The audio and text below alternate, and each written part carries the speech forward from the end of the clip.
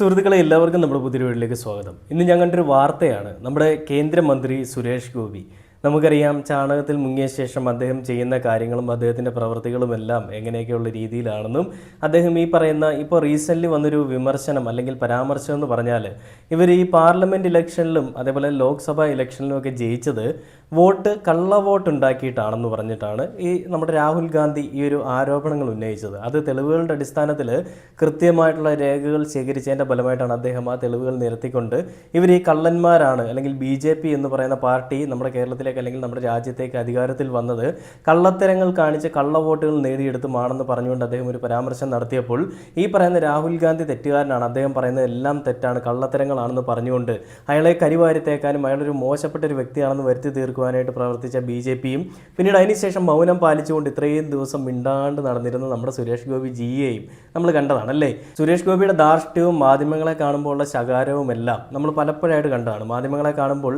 നമ്മുടെ പിണറായി വിജയൻ സഖാവ് കടക്കപ്പുറത്തെന്ന് പറയുകയാണെങ്കിൽ സുരേഷ് ഗോപി നിങ്ങൾ ആരാ എൻ്റെ അടുത്ത് ചോദ്യങ്ങൾ ചോദിക്കാൻ, ചോദ്യങ്ങൾ അവിടെ മറ്റിടത്ത് പോയി ചോദിക്കണം കേട്ടോ എന്നൊക്കെ പറഞ്ഞുകൊണ്ട് മാധ്യമങ്ങളെ ശകാരിക്കുന്ന ഒരു സുരേഷ് ഗോപിയാണ് നമ്മൾ കണ്ടത്.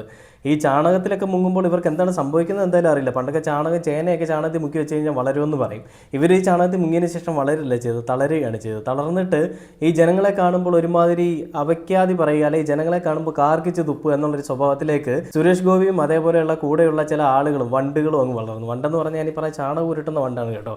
ഞാനിതൊരു പാർട്ടി അടച്ചാക്ഷേപിക്കല്ല, പക്ഷേ ഈ പാർട്ടിയിലുള്ള എല്ലാ ആളുകളും ഇങ്ങനെ ആയതുകൊണ്ട് ഒരുപക്ഷെ നമുക്ക് അങ്ങനെ പറയേണ്ടി വരുന്നതാണ്.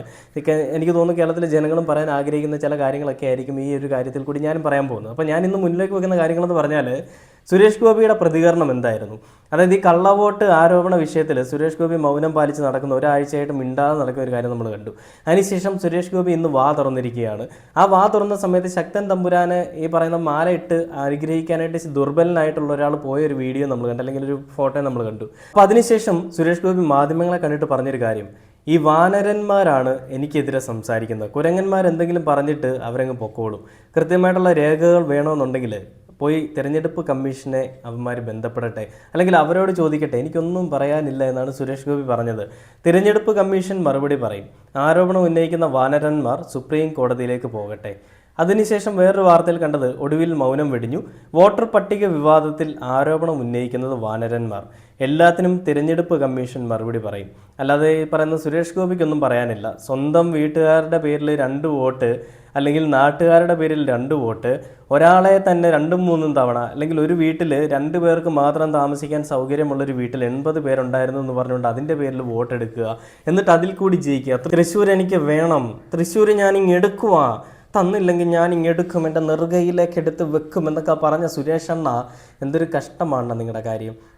അടിച്ചു മാറ്റി ജയിച്ചിട്ട് ചോദ്യം ചോദിക്കുമ്പോൾ കൊഞ്ഞനം കുത്തുന്ന പരിപാടി. സുപ്രീം കോടതിയോട് ചോദിക്കുക, അവർ പറയുമെന്ന്. ജനങ്ങളല്ലേ ജയിപ്പിച്ചു വിട്ടത്, ഈ ജനങ്ങളാണ് നിങ്ങളുടെ അടുത്ത് ചോദിക്കുന്നത് നിങ്ങൾ എങ്ങനെയാണ് ജയിച്ചത്, എന്നിട്ട് നിങ്ങൾക്ക് അതിന് പറയാൻ മറുപടി ഇല്ല. നിങ്ങൾ പറയുന്നത് കോടതിയിൽ പോട്ടെ, കോടതി ഉത്തരം പറയട്ടെ. വാനരന്മാരല്ലേ, അല്ലെങ്കിൽ ഈ വാനരന്മാർ വേണമായിരുന്നു ജയിക്കാൻ കേട്ടോ, അത് വേറൊരു കാര്യം. ഈ വാനരന്മാരുടെ തിണ്ണ നിരങ്ങി ജയിച്ചതിന് ശേഷം പറയാണ് വാനരന്മാർ എന്തും പറഞ്ഞോട്ടെ എനിക്കൊരു കോപ്പുമില്ല എന്ന്. പാലം കടക്കോളം നാരായണ, പാലം കടന്നു കഴിഞ്ഞാൽ കൂരായണ എന്ന് പറയുന്നത് തന്തയ്ക്ക് പുറക്കാഴിയൊക്കെ അല്ലേ ഇവരൊക്കെ കാണിച്ചു കൂട്ടുന്നത്. അപ്പോൾ നമുക്ക് സുരേഷ് ഗോപി ഇതിനെപ്പറ്റി എന്താണ് പറഞ്ഞതെന്ന് നമ്മുടെ വെനൻ TVയിലെ കാര്യങ്ങൾ നോക്കണ്ട. വെനൻ TV എന്ന് പറയുന്ന ചാനൽ ഉണ്ടാക്കി വെച്ചിരിക്കുന്ന യുവമാർക്ക് വേണ്ടി തന്നെയാണ്. എന്നാലും അവന്മാരുടെ കാര്യങ്ങൾ ഡീറ്റെയിൽ ആയിട്ട് എനിക്കൊന്ന് ഫ്രണ്ട് വ്യൂവിൽ കിട്ടിയിരിക്കുന്ന ഒരു വീഡിയോ വെനൻ TVക്കാർക്കാണ്. അപ്പോൾ അവർക്ക് വേണ്ടിയിട്ടാണല്ലോ ഇവർ ഈ പറയുന്ന പരിപാടിക്ക് ഇറങ്ങുന്നത്. വെനൻ TV ഇവരെവിടെ പോയാലും മണപ്പിച്ചുകൊണ്ട് അവിടെ ചെല്ലും, എന്ത് ക്ലിയർ ആയിട്ടുള്ളൊരു ബൈറ്റ് എടുത്തിട്ട് ഇവർ പോസ്റ്റ് ചെയ്യും. കാരണം ഇവർക്കാണല്ലോ ആദ്യം പോസ്റ്റ് ചെയ്യേണ്ടത്, ഇവരുടെ ആളുകളല്ലേ. അപ്പോൾ അങ്ങനെ വെനൻ TV പോസ്റ്റ് ചെയ്തിട്ടുള്ള ഒരു വീഡിയോ അത് ഞാൻ ഷെയർ ചെയ്യാം. അപ്പോൾ ആദ്യം വെനൻ TVയിൽ എന്താ വന്നതെന്ന് കണ്ടു നോക്കാം. അത് വിശദമായി നോക്കാം. എല്ലാ വിഷയങ്ങൾക്കും തെരഞ്ഞെടുപ്പ് കമ്മീഷൻ മറുപടി പറയുമെന്ന് കേന്ദ്രമന്ത്രി സുരേഷ് ഗോപി. താൻ മറുപടി പറയില്ല, മറുപടി പറയേണ്ടത് അവരാണ്, താൻ മന്ത്രിയാണ്, ആ ഉത്തരവാദിത്തം കൃത്യമായി നിർവഹിക്കുന്നുണ്ട്. ചോദ്യങ്ങൾ കൂടുതലുണ്ടെങ്കിൽ തെരഞ്ഞെടുപ്പ് കമ്മീഷനോട് ചോദിക്കൂവെന്നും സുരേഷ് ഗോപി. ആ ശക്തി തിരിച്ച് തൃശ്ശൂരിന് ലഭിക്കണം, അതിനുവേണ്ടിയുള്ള ആദ്യത്തെ സമർപ്പണം നടത്തും.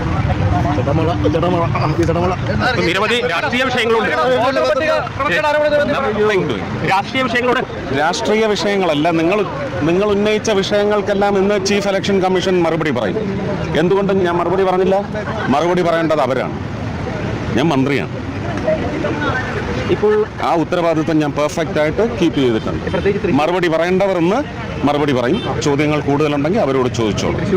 ഇല്ലെങ്കിൽ പിന്നെ അവരത് സുപ്രീം കോടതിയിൽ എത്തിക്കുമ്പോൾ സുപ്രീം കോടതിയോട് നിങ്ങൾ പോയി ചോദിച്ചാൽ മതി കേട്ടോ. താങ്കൾക്കെതിരെ ഉൾപ്പെടെ ഇവിടുന്ന് കുറച്ച് വാനരന്മാർ ഇറങ്ങിയല്ലോ ഒരു ഉന്നയിക്കലുമായിട്ട്, അവരൊക്കെ അങ്ങോട്ട് പോകാൻ പറ.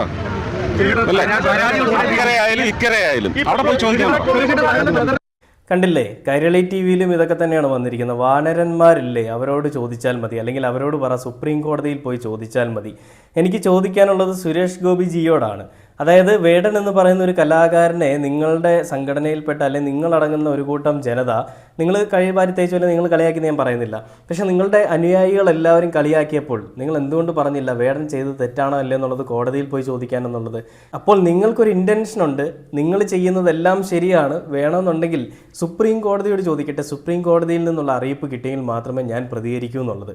മറ്റുള്ളവരെ പറ്റി എന്ത് അപരാധങ്ങളും പറയാം, ഞങ്ങളെപ്പറ്റി അറിയണമെന്നുണ്ടെങ്കിൽ അല്ലെങ്കിൽ ഞങ്ങൾ ചെയ്ത കൊള്ളരുതായ്മകളെപ്പറ്റി നിങ്ങൾക്ക് അറിയണമെന്നുണ്ടെങ്കിൽ നിങ്ങൾ സുപ്രീം കോടതിയെ തന്നെ ആശ്രയിക്കണം. അല്ലാതെ ഈ ജയിപ്പിച്ചുവിട്ട ജനങ്ങൾ വെറും കഴുതകളാണ് എന്നാണ്. കഴുതകളെന്നല്ല, അദ്ദേഹം പറയുന്ന കുരങ്ങുകളാണെന്നാണ്, വാനരന്മാരാണെന്നാണ്. എനിക്കൊന്ന് തൃശ്ശൂരുകാരെയൊക്കെയാണ് ഈ പറയുന്നത് കേട്ടോ. ജയിപ്പിച്ചുവിട്ട തൃശ്ശൂരുകാരൊന്ന് ശ്രദ്ധിക്കുക. ഞാൻ പലപ്പോഴും ഈ പറയുന്ന സുരേഷ് ഗോപി തൃശ്ശൂർ എടുത്തതാണോ കട്ടതാണോ എന്ന് ചോദിച്ചുകൊണ്ട് വീഡിയോ ചെയ്തപ്പോൾ, അല്ലെങ്കിൽ പലപ്പോഴും സുരേഷ് ഗോപിയുടെ കാര്യങ്ങളെപ്പറ്റി ഇങ്ങനെ ചർച്ച ചെയ്യുമ്പോൾ പലരും ഇടുന്ന കമൻറ്റാണ്, നിനക്കെന്തറിയാം സുരേഷ് ഗോപി തൃശ്ശൂർ എടുത്തതല്ല, തൃശ്ശൂർ ഞങ്ങൾ സുരേഷ് ഗോപിക്ക് കൊടുത്തതാണ്, തൃശ്ശൂരിൻ്റെ എല്ലാമാണ് സുരേഷ് ഗോപി, ഞങ്ങളുടെ രാജാവാണെന്ന്. എന്ത് രാജാവാണ്?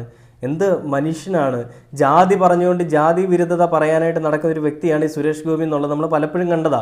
പൂണൂലിട്ട വർഗ്ഗമായിട്ട് എനിക്ക് ജനിക്കണം, ബ്രാഹ്മണരെ കാണുമ്പോൾ എനിക്ക് കുനിഞ്ഞു നിന്ന് എനിക്ക് തൊഴാൻ തോന്നും, കാല് കഴുകിയ വെള്ളം കുടിക്കാൻ തോന്നും, എനിക്ക് പൂണൂലിട്ട വർഗ്ഗമായിട്ട് തന്നെ ജനിച്ചാൽ മതിയായിരുന്നു എന്ന് പറഞ്ഞുകൊണ്ട് ഇന്നത്തെ നവോത്ഥാന കാലഘട്ടത്തിൽ അല്ലെങ്കിൽ ആധുനിക കാലഘട്ടത്തിൽ ജാതി വിരുദ്ധത പറഞ്ഞുകൊണ്ട് ജാതീയത മനസ്സിലിട്ടുകൊണ്ട് നടക്കുന്ന ഒരു രാജാവിനെയാണോ നിങ്ങൾ ആരാധിക്കുന്നത്?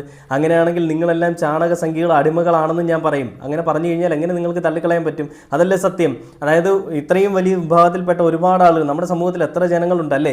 ആ ജനങ്ങൾക്കിടയിലെല്ലാം ഓരോ ജാതീയ അടിസ്ഥാനത്തിലുള്ള ആളുകളുണ്ട്, അങ്ങനെ തരംതിരിച്ചിട്ടുണ്ടല്ലേ? അങ്ങനെയുള്ളപ്പോൾ middle caste, upper class, lower class എന്നൊക്കെ പറഞ്ഞിട്ട് ഒരുപാട് ആളുകളുണ്ട്.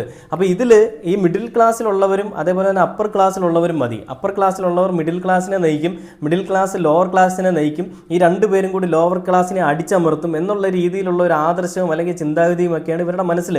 അത് ഇവർ പറയാതെ തന്നെ അല്ലെങ്കിൽ പലപ്പോഴും എടുത്ത് അറിയാതെ പറഞ്ഞു പോകുന്ന കാര്യങ്ങളൊക്കെ തന്നെയാണ് സുരേഷ് ഗോപിയുടെ വായിൽ നിന്ന് വന്നിട്ടുള്ളത്. അപ്പോൾ ഈ ജയിപ്പിച്ചു വിട്ട ജനങ്ങളെ വാനരന്മാരെന്ന് പറയുകയും കള്ളവോട്ട് ആരോപണത്തിൽ കുഴിഞ്ഞു കിടക്കുമ്പോഴും എന്താണ് അവിടെ സംഭവിച്ചതെന്ന് ചോദിക്കുമ്പോൾ അതും വാനരന്മാരാണെന്ന് പറഞ്ഞുകൊണ്ട് തള്ളിക്കളയുന്ന രീതിയിലുള്ള ഒരു പ്രസ്താവന. എന്താ പറയുക, ചെറ്റത്തരം കാണിക്കുന്ന ഈ ഒരു പ്രവൃത്തിയോട് നിങ്ങൾക്ക് എന്താണ് പറയാനുള്ളത്? ഈ വീഡിയോ കാണുന്ന ആളുകളോടാണ് ഞാൻ ചോദിക്കുന്നത്, നിങ്ങൾക്ക് എന്താണ് ഇതിനെപ്പറ്റി പറയാനുള്ളത്? ഇവരെ അനുകൂലിക്കുന്ന അല്ലെങ്കിൽ RSS BJP എന്ന് പറയുന്ന സംഘടനയെ അനുകൂലിക്കുന്ന അവർ ചെയ്യുന്ന എല്ലാം നല്ല പ്രവൃത്തികളാണ് എന്ന് ഞാൻ പറയുന്നില്ല, എന്നാലും നല്ല പ്രവൃത്തികൾ ചെയ്യുന്നുണ്ടാവും, ഇല്ല എന്ന് പറയാൻ പറ്റില്ല. പക്ഷേ തന്തയ്ക്ക് പിറക്കാഴിക കാണിക്കുമ്പോൾ അത് തന്തയ്ക്ക് പിറക്കാഴികയാണ് എന്ന് നമുക്ക് പറയാൻ എന്തുകൊണ്ട് സാധിക്കുന്നില്ല? അങ്ങനെ മാത്രം മൂഢനായി പോവുകയാണ് ഒരു പാർട്ടിയിൽ വിശ്വസിച്ചുകൊണ്ട്. എന്തായാലും ഞാൻ ആ രീതിയിൽ പോകില്ല, നമ്മുടെ കേരളത്തിലെ ജനങ്ങളും ആ രീതിയിൽ പോകില്ല എന്ന് എനിക്ക് നല്ല ഉറപ്പുണ്ട്. അതുകൊണ്ട് തന്നെയാണ് കേരളത്തിലേക്ക് ഈ ചാണകം മെഴുകാൻ അധിക സ്ഥലങ്ങൾ കിട്ടാത്തത്. ഇനിയും ഉള്ള സ്ഥലം കൂടി മെഴുകിയത് നമ്മൾ തിരിച്ച് മണ്ണിലേക്ക് തന്നെ മാറ്റും എന്നുള്ള രീതിയിൽ, അല്ലെങ്കിൽ അങ്ങനെ തന്നെ ആവട്ടെ എന്ന് പറയുകയാണ്. കാരണം ഇങ്ങനെ ഒരു പാർട്ടി വന്നു കഴിഞ്ഞാൽ ഇവിടെ വർഗീയത അല്ലെങ്കിൽ ജാതീയത അങ്ങനെയുള്ള പല കാര്യങ്ങളും ഉണ്ടാവും. ഇതൊരു കാര്യം ഞാൻ പറയുമ്പോൾ പലർക്കും വിമുഖത ഉണ്ടാവാം, പലർക്കും ബുദ്ധിമുട്ടുണ്ടാവാം, എന്നെ തീർക്കണം എന്നുള്ള രീതിയിലൊക്കെയുള്ള ചിന്താഗതികളൊക്കെ ഉണ്ടാവാം. പക്ഷേ എന്തു തന്നെയാണെങ്കിലും ഈ തന്തയ്ക്ക് പിറക്കാഴികൾക്കെതിരെ നമ്മൾ എതിർക്കുക തന്നെ വേണം. ഇങ്ങനത്തെ ചെറ്റത്തരങ്ങൾ നമ്മുടെ നാട്ടിൽ അനുവദിക്കാൻ പാടില്ല. നമ്മുടെ കേരളമാണ് ദൈവത്തിൻ്റെ സ്വന്തം നാടാണ്. ആ നാട്ടിൽ ജാതിയില്ല, മതമില്ല, വർണ്ണമില്ല, നിറമില്ല, ഒരു കോപ്പുമില്ല. ഇനി അങ്ങനെ ഉണ്ടെന്ന് ആരെങ്കിലും പറഞ്ഞു വരികയാണെങ്കിൽ നമുക്കൊരു മൈര്യമില്ല എന്ന് പറയുന്ന പോലെ വേടം പറഞ്ഞ ഒരു കാര്യം ഞാൻ പറയുന്നത്. അങ്ങനെ തന്നെയാണ് നമ്മളെല്ലാവരും പറയുന്നത്. അപ്പോൾ അതുകൊണ്ട് നിങ്ങൾ ചാണകങ്ങൾ സ്റ്റെപ്പ് ബാക്ക്, അല്ലെങ്കിൽ നിങ്ങൾ കുറച്ച് പിന്നിലേക്ക് മാറി നിൽക്കുക, അല്ലെങ്കിൽ നിങ്ങൾക്ക് മെഴുകാൻ പറ്റിയ സ്ഥലം ഞങ്ങൾ തരുന്നത് വരെ നിങ്ങളൊന്ന് വെയിറ്റ് ചെയ്യുക. ഇനിയിപ്പോൾ അങ്ങനെ സ്ഥലം കിട്ടുമെന്ന് എനിക്ക് തോന്നുന്നില്ല. എന്ത് തന്നെയാണെങ്കിലും ഒരു കുറച്ച് കാത്തിരിക്കുക, എന്തെങ്കിലും കിട്ടിയേക്കാം. എന്ത് തന്നെയാണെങ്കിലും ഈ പറയുന്ന പോക്കരുത്തരമൊക്കെ കാണിച്ചിട്ടും വന്ന് പറയാനുള്ളൊരു മനസ്സുണ്ടല്ലോ. ഇങ്ങനത്തെ ഈ പറയുന്ന ഇവരെല്ലാം വാനരന്മാരാണ്, അവർ സുപ്രീം കോടതി പോട്ടെ എന്നൊക്കെ പറയുന്നൊരു മര്യാദയില്ലാത്തൊരു വർത്തമാനം ഉണ്ടല്ലോ. ജയിക്കുന്നതിന് മുമ്പ് കാണിച്ചൊരു വർത്തമാനം അല്ലെ, ജയിക്കുന്നതിന് മുമ്പ് കാണിച്ചൊരു പ്രവൃത്തി അല്ല ഇതൊന്നും. ജയിച്ചു കഴിഞ്ഞപ്പോൾ രാജാവാണ്, രാജാവ്, ചെങ്കോലും കിരീടവും അണിഞ്ഞ രാജാവ്. പക്ഷേ ഈ രാജാവ് കുറച്ചാൾ വേനലിനെതിരെയായിരുന്നു ഈ പ്രശ്നങ്ങളൊക്കെ ഉണ്ടായപ്പോൾ. പിന്നീട് ആലോചിച്ച് കൂട്ടിയൊരു ഐഡിയ ആയിരിക്കും സുപ്രീം കോടതി ചോദിക്കട്ടെ എന്നുള്ളത്. എന്ത് തന്നെയാണെങ്കിലും സത്യം പുറത്തു വരട്ടെ. രാജീവ് ഗാന്ധി പറഞ്ഞതായിരുന്നു സത്യം, ഇവർ സുരേഷ് ഗോപിയും സംഘവും പറയുന്നതാണ് സത്യം എന്നുള്ളത് എന്തായാലും പെട്ടെന്ന് തന്നെ തെളിയട്ടെ. എന്തായാലും ഇവന്മാരുടെ കപട മുഖം വലിച്ചു കീറി പുറത്ത് കാണിക്കാനായിട്ട് സാധിക്കട്ടെ എന്ന് പറഞ്ഞുകൊണ്ട് ഈ ഒരു വീഡിയോ അവസാനിക്കുകയാണ്.